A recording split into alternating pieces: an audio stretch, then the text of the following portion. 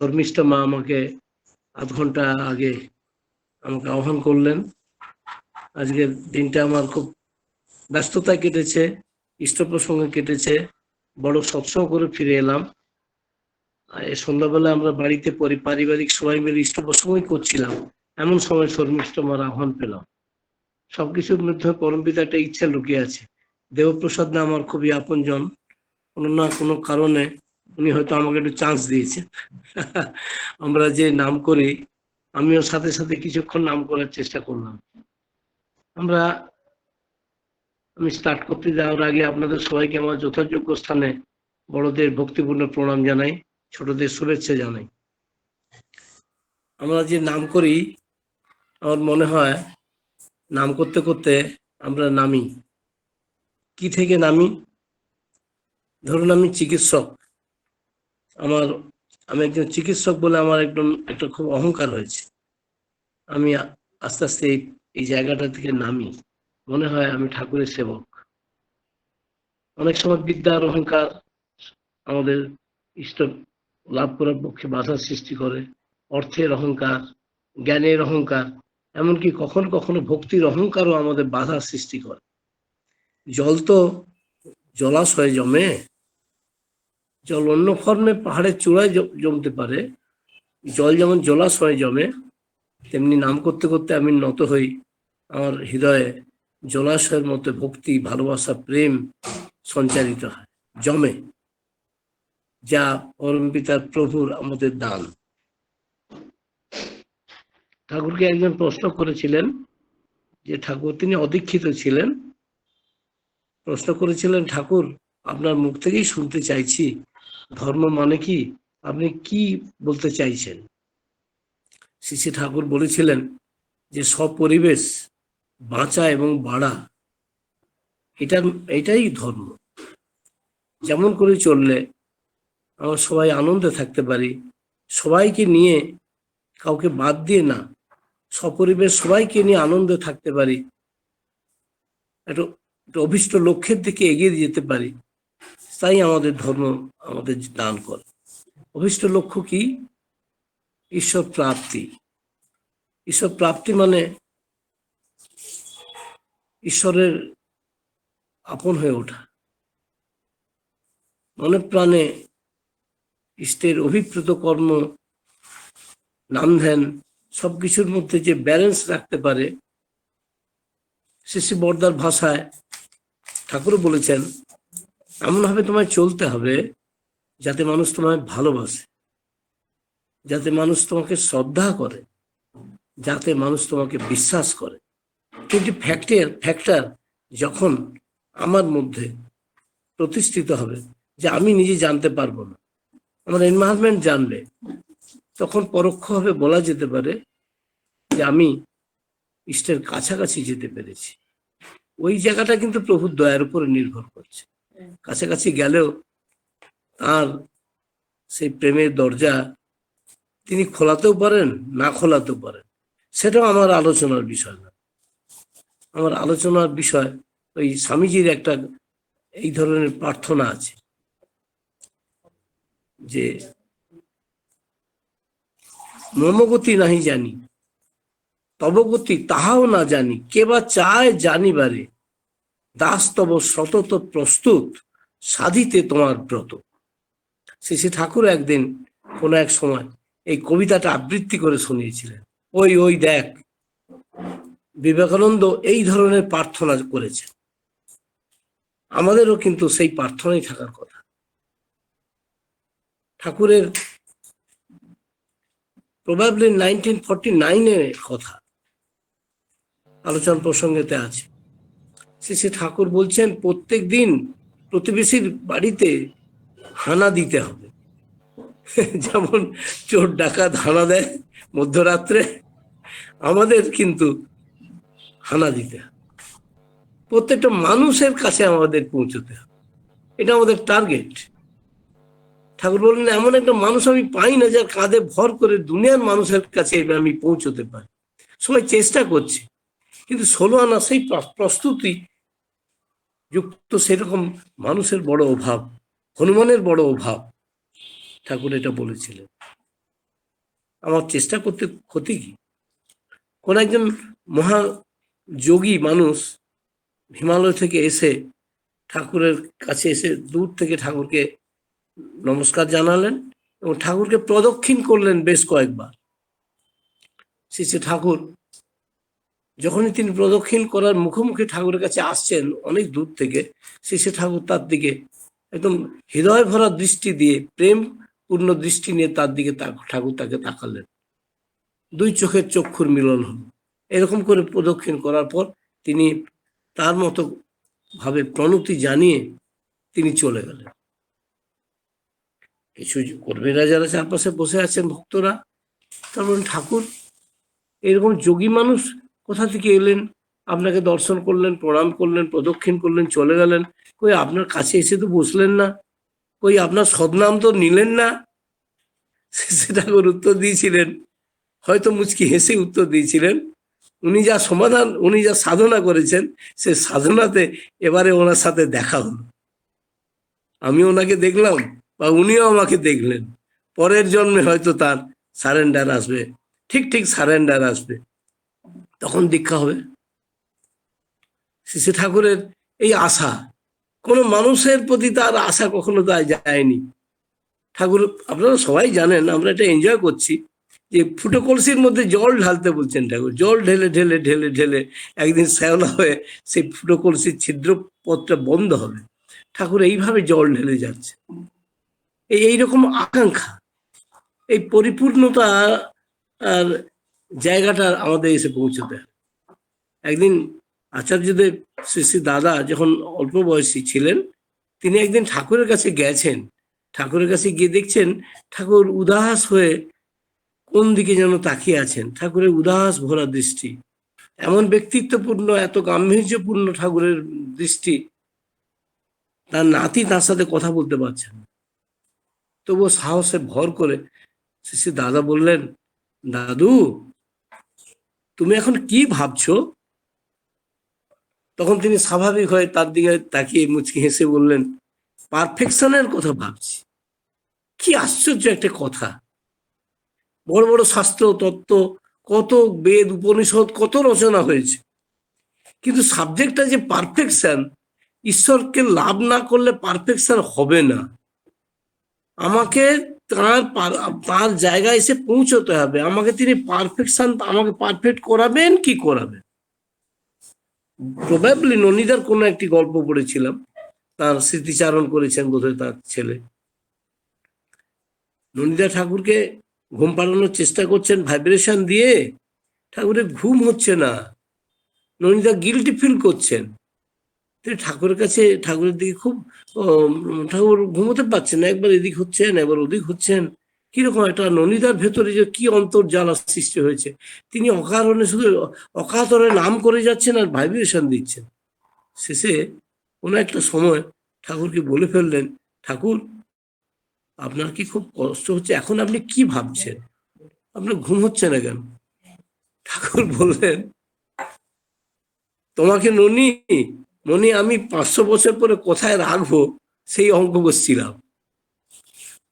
আমি ভাবতে গিয়ে অবাক হয়ে যাই। একটা জেনারেশন, 500 বছর, হয়তো 7টা জেনারেশন হতে পারে, 6টা জেনারেশন হতে পারে। এতগুলো জেনারেশনের পরে আমি কোথায় যাব?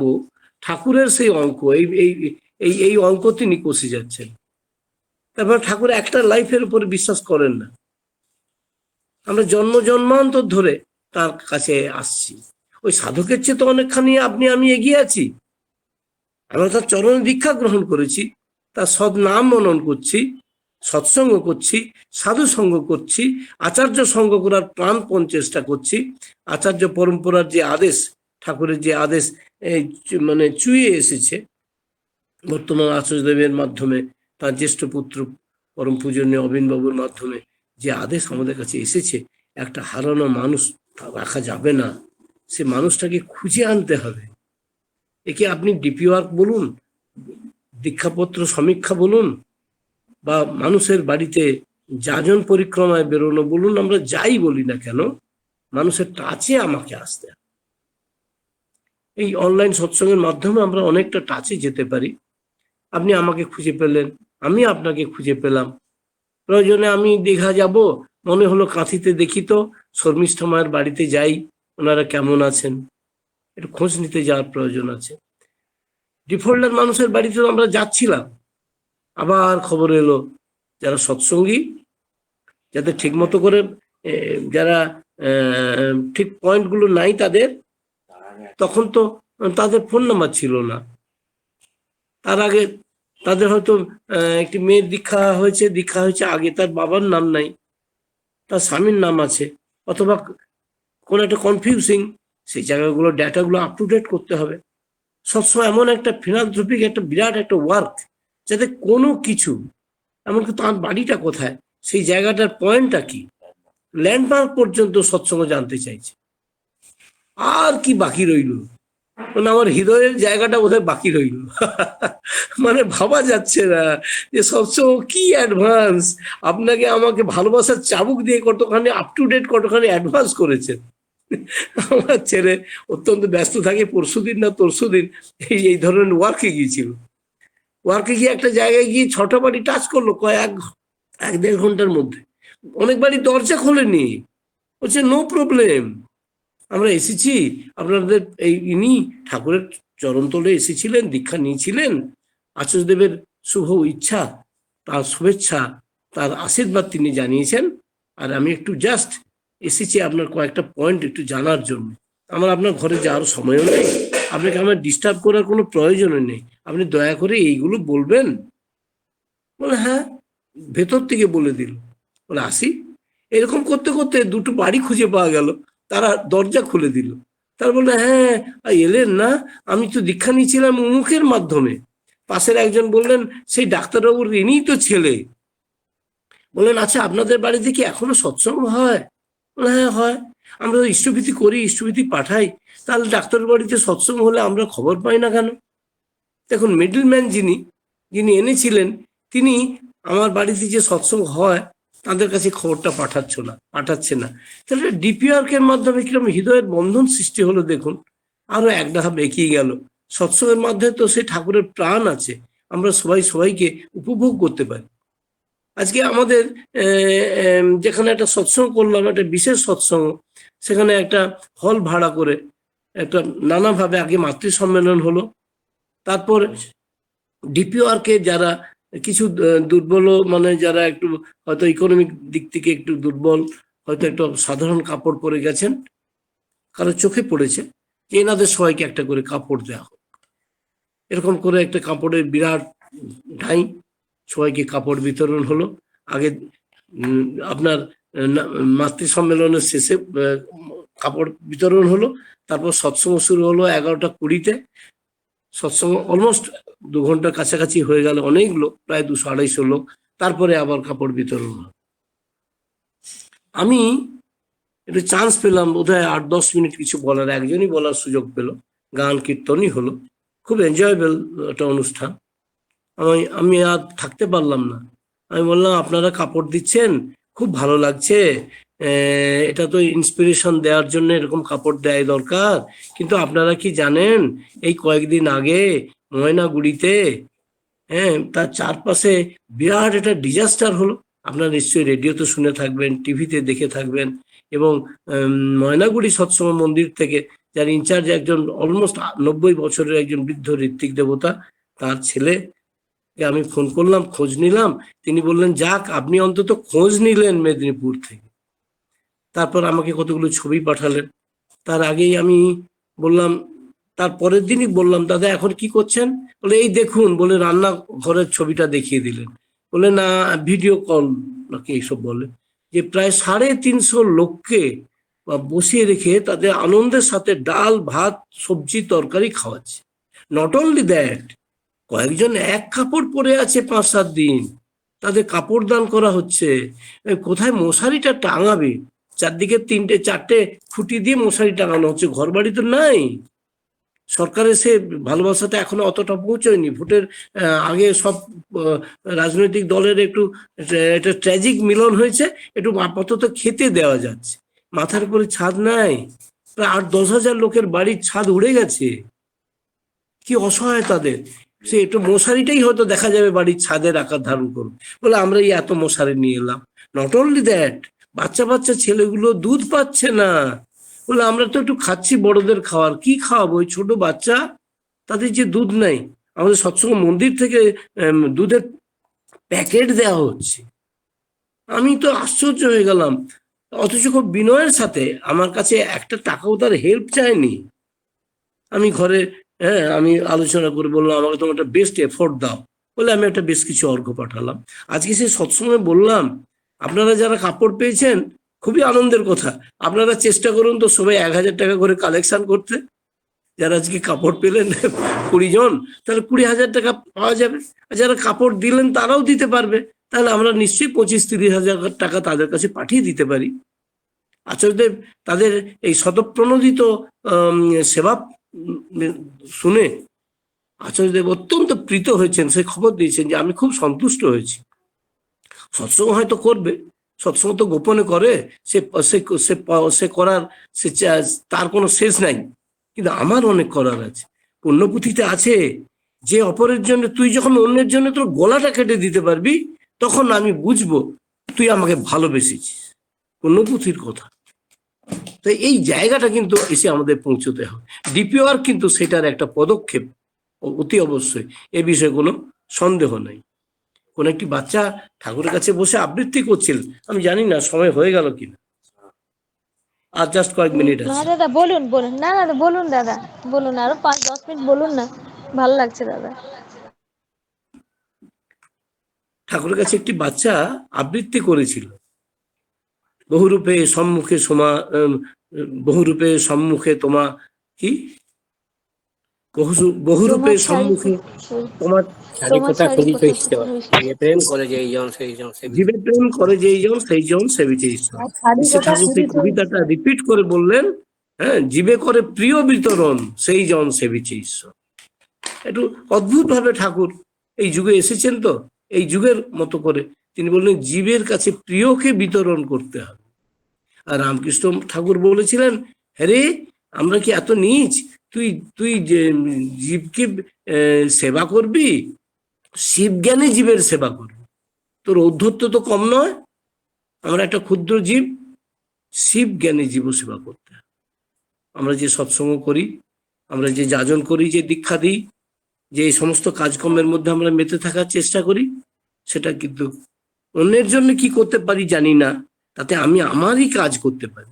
যা কিছু করছি আমি আমার জন্য করছি, আমি কারো জন্য করছি না।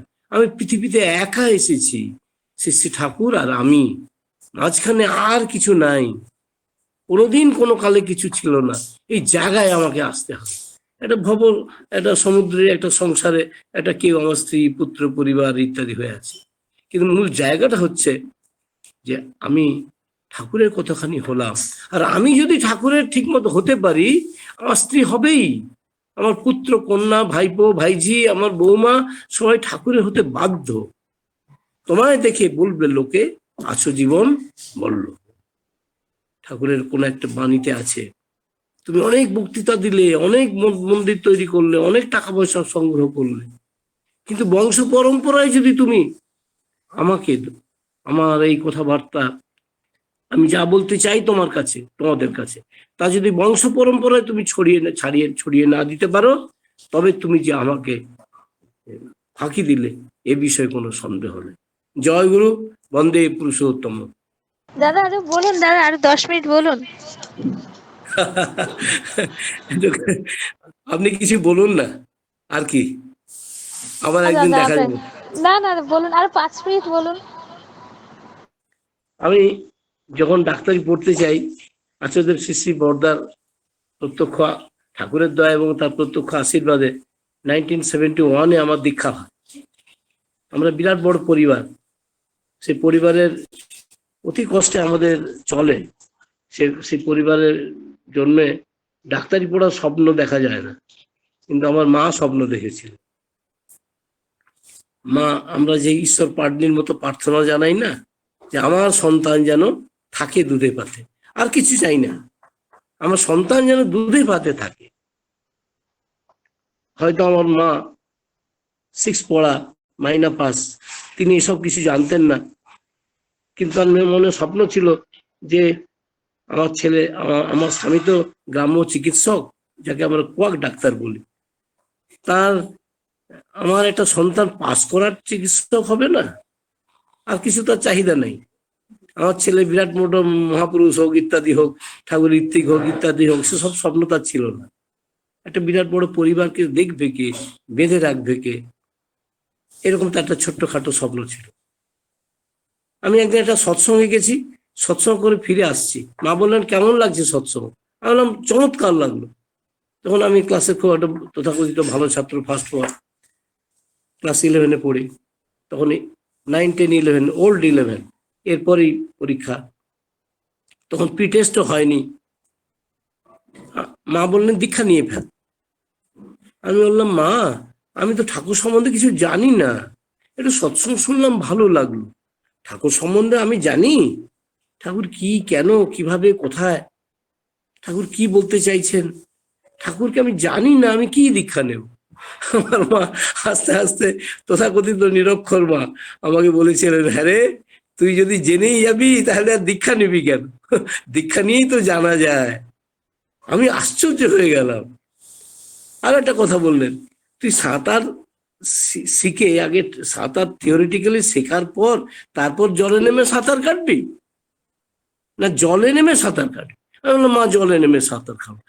সাঁতার কাটার চেষ্টা করবি, হাবুডুবু খাবি, আস্তে আস্তে সাঁতার শিখবি। তখন তো পৃথিবীর 3 ভাগ জল, তখন তুমি সাঁতার কাটবি, আর তো ডুববি না। ঠাকুরের কাছে দীক্ষা গ্রহণ করে খুব নিষ্ঠা নন্দিত চলনে চলার চেষ্টা করা। এখন শ্রী বড়দা আছেন, এখন তো ঠাকুর আর নরদেহে নাই, তার সঙ্গ করতে হবে, তাকে নিয়ে তার আদেশবাহী হয়ে চলতে হবে। তখনই তো আস্তে আস্তে তাদের দয়া হলে ঠাকুরকে চেনা যাবে, বোঝা যাবে। এক কথাতে আমার দীক্ষা হয়ে গেল, জাস্ট 1 মিনিট 2 মিনিটের যাজন। আমি অনেক অনেক মানুষদের অনেক বড় বড় যাজন শুনেছি, কিন্তু আমার সেই মায়ের সেই যাজন আমি কখনো ভুলিনি। দীক্ষা হলো, সেই দিন থেকে নিরামিষ খাওয়া শুরু হলো। কি আশ্চর্য সব ঘটনা। গ্রামে একটা ছোট্ট ডোবা ছিল আমার বাড়ির সামনে, সে ডোবাতে অনেক অনেক কিছু সেই ফেলে দেওয়া হয়েছিল, মাছ, খালের মাছ আসবে বলে। বাড়িতে একা নিরামিষ খাচ্ছি আমরা, 12টা বোধে পাশাপাশি ভাই বোন সব বসে আছি, অন্যান্যরা 12 জনের খেতে দেয়া হবে। আচ্ছা, তার আগের দিন আমাদের চিংড়ি মাছ তোলা হলো, প্রায় 35 কেজি চিংড়ি মাছ উঠল। বলতে আপত্তি নাই, এখনো আমার সবচেয়ে উইকনেস ছিল চিংড়ি মাছের প্রতি, বা চিংড়ি মাছের সেই যে কি একটা ঘিলু না কি বলে, সেটার উপরে আমার তীব্র আকর্ষণ ছিল। অনেক চিংড়ি মাছ বিক্রি করা হলো, যারা ধরলো তাদের দিয়ে দেওয়া হলো। আমরা বোধহয় 5 কেজি আমাদের ভাগে পেলাম। সেই মাছের তরকারি করা হলো। আমরা ভাইরা বসে আছি, মা পরিবেশন করছে। আমার কাছে এসে মা থেমে গেলেন, থমকে গেলেন। আমার বড়দা বললেন, ও যখন খাবে না, ওকে দেবে কেন, ওকে দিও না। পাশাপাশি সমস্ত ভাইরা সব খেলো, আমি খেলাম না। আমি জানি না এই যে নির্লোভ হওয়ার যে চাবিকাঠি কোথায় ভেতরে ছিল, কিভাবে জেগে উঠলো প্রকৃতির নিয়মে। তখন আমার বাবাও মাছ খেতেন, মাও মাছ খেতেন। আস্তে আস্তে আস্তে আস্তে সে তো অনেক বড় গল্প। বাড়ির 90% আমার পরিবারের মানুষজন নিরামিষভোজী হলেন, সস্তনী হোল্ডার হলেন। মানে বলতে চাচ্ছি যে একটা এফোর্ট, একটা না একটা মানুষকে এগিয়ে যেতে হয়। সে এগিয়ে যাওয়ার পেছনে তার কোনো আত্মপ্রতিষ্ঠা যেন না থাকে, প্রভুর প্রতিষ্ঠা থাকে। আমি নীলতনে গেলাম, আমি যাই হোক দেওঘর গেলাম, আচার্যদের কাছে নিবেদন করলেন আমার ঋত্বিক দেবতা, তিনি আমার দিকে তাকালেন, তিনি আশীর্বাদ করলেন, ডাক্তারি চান্স পেলাম। আমি নীলতনে গেলাম। নীলতনে বড় হোস্টেল, 450 জনের রুমে একসাথে ছেলেরা আছি। একটা বিরাট হল ঘর, সেখানে প্রায় 200 করে ছেলে একসাথে খেতে বসে, কি 150 করে। একটা বিরাট টেবিলের এক কোণে আমি বসে আছি, আর 3 কোণে তিনজন সিনিয়র জুনিয়র বা বন্ধুরা বসে আছে। সবাই মাছ মাংস খাচ্ছে, আর আমি সাধারণভাবে আলু সেদ্ধ ভাত খাচ্ছি। আমার ঠিক মনে নেই আলু সেদ্ধ জুটেছিল না ডাল সেদ্ধ জুটেছিল না লঙ্কা জুটেছিল, এইরকম একটা ব্যাপার ছিল। আমার বন্ধুরা মেন্টাল টর্চার শুরু করলো, তুমি মেদিনীপুর থেকে এসেছো, সব সব বোকা বোকা ছেলে, কি যে কোন গুরুর দীক্ষা নিলে নিরামিষ খাওয়া শুরু করলে কি করে পড়াশোনা করবে, তখন 45 কেজি ওজন, রোগা টিং টিং করছি। হ্যাঁ, তুমি একটু ভালো ছেলে, তোমার তো পড়াশোনাও হবে না, তোমার ডাক্তারি পড়াও হবে না, এর সায়েন্সটা কি তুমি জানো কেন নিরামিষ খায়? সত্যি কথা বলতে আমি জানি, তা তো জাস্ট কয়েক 2-3 মাস আগে দীক্ষা গ্রহণ করেছি।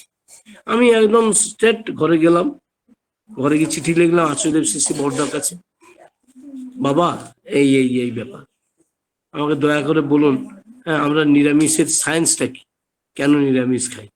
সঙ্গে সঙ্গে তিনি উত্তর দিলেন আতবেন্দ্র দার মাধ্যমে। আতবেন্দ্র এখনো বেঁচে আছেন, আতবেন্দ্র রায়চৌধুরী। একটা ছোট্ট চিঠি, চিঠির এইটুকু আর এইটুকু, সে চিঠিটা খুঁজলে নিশ্চয়ই খুঁজে পাবো, যত করে রাখাই আছে।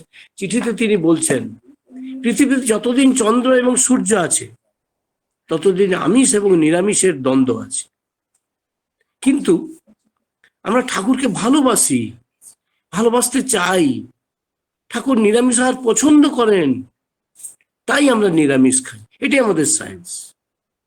তুমি নিষ্ঠানন্দিত চলনে চলো, একদিন না একদিন তুমি সফল চিকিৎসক হবে, তখন তোমার টাচে এসে কত মানুষ যে নিরামিষ খাবে তারই অর্থ নাই, তখন তুমি ঠিক ঠিক ভাবে বলতে পারবে, তোমার রিয়েলাইজেশনের সাথে তোমার সায়েন্সের কি কি যা কিছু আছে তা তুমি অনুভব করতে পারবে, তা তুমি বলতে পারবে, তা আবিষ্কার করতে পারবে। আজকে আমার একটু বয়স হয়েছে, পশ্চিম দিগন্তে একটু ঝুঁকেছি, অসুবিধে নেই। আমার বাবা 103 বছর বেঁচে ছিলেন, সে তুলনায় আমার বয়স অনেক কম। আমার মা অনেকদিন 93 বেঁচে ছিলেন, সে তুলনায় বয়স অনেক কম, কাজ অনেক বাকি। আপনারা ঠাকুরের কাছে প্রার্থনা করুন যেন আমি সপরিপার্শ্বিক সবাইকে নিয়ে, আমার পরিবারের সবাইকে নিয়ে ইষ্ট প্রতিষ্ঠা এবং ইষ্ট স্বার্থ প্রতিষ্ঠাতে আমার জীবন ব্যয় করতে পারি। জয় গুরু। জয় গুরু দাদা, জয় গুরু। অসাধারণ আলোচনা। সবাইকে নিয়ে চলাই আমাদের ধর্ম, ঈশ্বর প্রাপ্তি আমাদের একমাত্র উদ্দেশ্য। শতপ্রণোদিত সেবা করা উচিত, অপরের মঙ্গল কামনাই নিজ মঙ্গলের প্রসূতি। নিজের পরিবারকে ইষ্টপথে চালিত প্রথমে করতেই হবে, না হলে আমাদের ইষ্ট প্রতিষ্ঠা হবে না। আর নিজের জীবনের ঘটনা বললেন, আমরা সমৃদ্ধ হলাম। আত্মপ্রতিষ্ঠা নয়, ইষ্ট প্রতিষ্ঠাই আমাদের ধর্ম। খুব সুন্দর আলোচনা দাদা। পরম পিতার রাঙা রাতুল চরণে আপনার, আপনার পরিবার, পারিপার্শ্বিক সবার ইষ্টোচ্ছল জীবন কামনা করি। আপনি সুখে থাকুন, শান্তি থাকুন, আপনার পরিবার, পারিপার্শ্বিক সবার ইষ্টোচ্ছল মঙ্গলময় সুদীর্ঘ জীবন, নিরোগ সুদীর্ঘ জীবন কামনা করি। পরম পিতার রাঙা রাতুল চরণে সবসময় লিঙ্কে যুক্ত থাকুন, আর যুক্ত থেকে আমাদের মুক্ত করুন, ঈশ্বর পথে চালিত করুন। জয় গুরু দাদা, খুব ভালো থাকুন, সবসময় থাকুন, পাশে থাকুন, এই আশা রাখলাম। জয় গুরু, জয় গুরু, জয়।